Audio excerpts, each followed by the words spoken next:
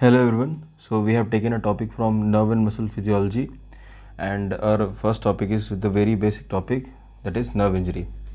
तो देखो, जैसे कि नाम सजेस्ट कर रहा है, नर्व इंजरी मतलब नर्व का डैमेज होना, ठीक है।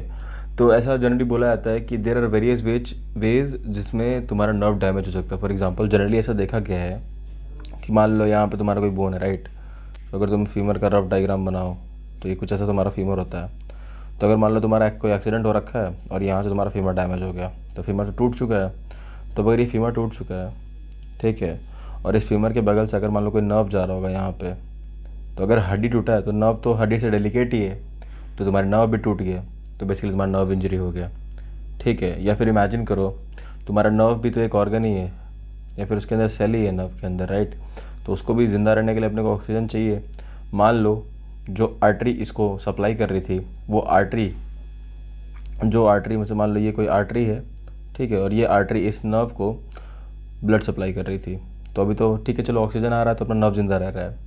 लेकिन ऐसा कुछ हो जाए कि तुम्हारा ये जो ब्लड सप्लाई है वो ऑब्स्ट्रक्ट हो जाए सराउंडिंग किसी स्ट्रक्चर की वजह से, मान लो कोई ट्यूमर हो चुका है, तो ट्यूमर के आउटग्रोथ की वजह से क्या होगा, यहाँ पे कंप्रेशन डेवलप हो जाएगा। कंप्रेशन डेवलप होगा तो क्या अब इसको एडिक्वेट अमाउंट में इस नर्व को ऑक्सीजन मिलेगा? So the answer is no. तो ये भी एक तरीका है तुम्हारा नर्व डैमेज होने का। So basically there are various ways जिसमें तुम्हारा एक नर्व डैमेज हो सकता है या फिर नर्व इंजरी हमें हो सकती है।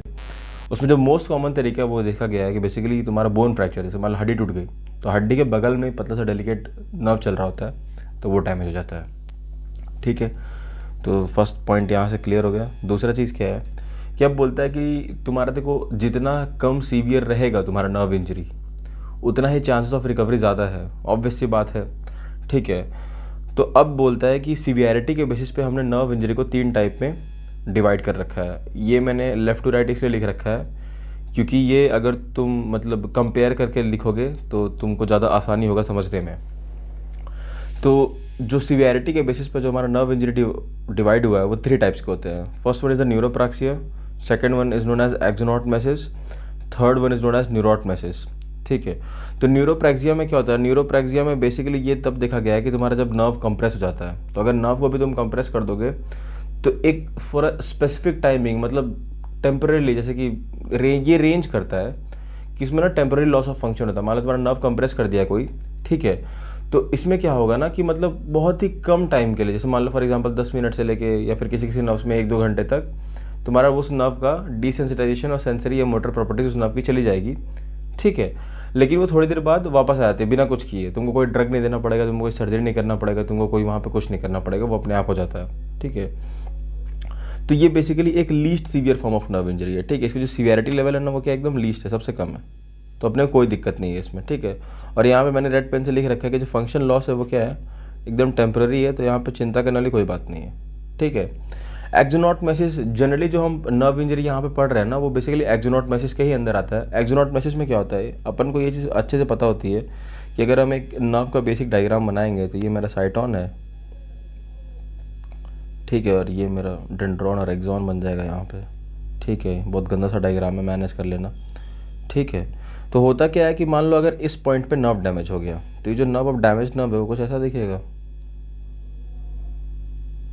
ठीक है, ये, और यहाँ से नर्व हमारा डैमेज हो चुका है, ये डैमेज पार्ट है नर्व का, ठीक है, इसको लिख दे रहा हूँ डैमेज पार्ट, ठीक है। तो यहाँ पे देखो तुम्हारा सिर्फ और सिर्फ एक्सॉन डैमेज हो रहा है, राइट, दिस वाज और एक्सॉन पार्ट। तो जब मेरा एक्सॉन डैमेज होता है किसी भी टाइप के नर्व इंजरी में, तो उसको हम क्या बोलते हैं, एक्सोनोटमेसिस बोलते हैं। बहुत ही कॉमन सा चीज़ है। और अब अगर तुम्हारा एक्सोनोटमेसिस हो गया तो एक फेनोमेनन चलता है जिसको हम बोलते हैं Valerian degeneration. Basically Valerian degeneration और वलेरियन रीजनरेशन एक मैकेनिज्म है जिससे नर्व की जो इंजरी होने के बाद जो फिजियोलॉजिकल चेंजेस वहाँ पे होने वाले होते हैं उस वो उसकी स्टडी की थी वलेरियन ने, तो उसको हम वलेरियन डीजनरेशन बोलते थे कि यहाँ पे वलेरियन डीजनरेशन होता है, ठीक है। ये रिलेटिवली थोड़ा ज़्यादा सीवियर होता है किससे, न्यूरोप्रैक्सिया से।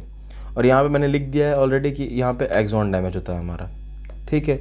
अब न्यूरोटमेसिस में क्या होता है, न्यूरोटमेसिस में एक्सॉन के साथ साथ तुम्हारा जो कनेक्टिव टिश्यू है ना वो भी डैमेज हो जाता है। देखो इसको तुम अगर बेसिक तरीके से समझोगे तो इसको कुछ ऐसे समझो कि तुम्हारा नर्व था, साइटोनल पार्ट थी, तुम्हारा एक्सॉन था, ये टर्मिनल नॉब है तुम्हारा, ठीक है।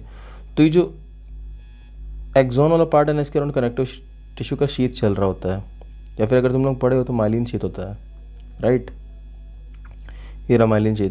तो अगर एक्सॉन के साथ साथ, मतलब ये ब्लू वाले एक्सॉन के साथ, ये एक्सॉन वाले पार्ट के साथ अगर तुम्हारा सराउंडिंग कनेक्टिव टिश्यू का स्ट्रक्चर डैमेज होने लग गया, ठीक है, सराउंडिंग कनेक्टिव टिश्यू का स्ट्रक्चर डैमेज होने लग गया, तो उस टाइप के नर्व इंजरी को हम क्या नाम देते हैं, उसको हम बोलते हैं न्यूरोटमेसिस, ठीक है, तो उसको हम न्यूरोटमेसिस बोलते हैं, इनकैप्सुलेटेड, ठीक। तो यही बोल रहा है कि एक्सॉन के साथ जो कनेक्टिव टिश्यू जो इनकैप्सुलेट किया है, connective tissue encapsulating the axon gets damaged, और ये most severe form of nerve injury होती है। यहाँ पे जो रिकवरी चांसेस होते हैं ना वो एकदम कम होते हैं। तो इसीलिए बोला जाता है ना कि जस्ट बिकॉज हमारे नर्व के पास सेंट्रियोल नहीं होता है तो बेसिकली वो डिवाइड नहीं कर सकता इंजरी होने पे।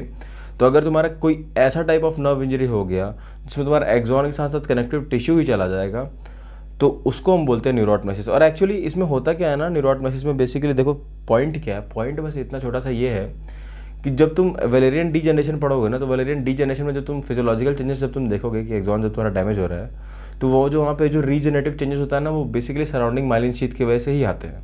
तो तुम्हारा जो थोड़ा मोड़ा भी सुधरने का चांस था, रिकवरी का चांस था, वो कौन कर रहा है? Schwann cells, connective tissue.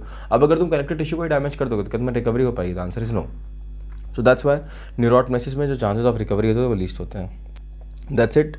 ये मैंने इसलिए पढ़ा है क्योंकि हमें आगे चल के एक्सोनोटमेसिस यानी कि में जो चेंजेस है, यानी कि वेलेरियन डिजेनरेशन जो हमारा टॉपिक आता है शॉर्ट नोट्स में, उसको समझने के लिए हमें ये चीज़ समझना चाहिए होता है। ठीक है, चलो, थैंक यू।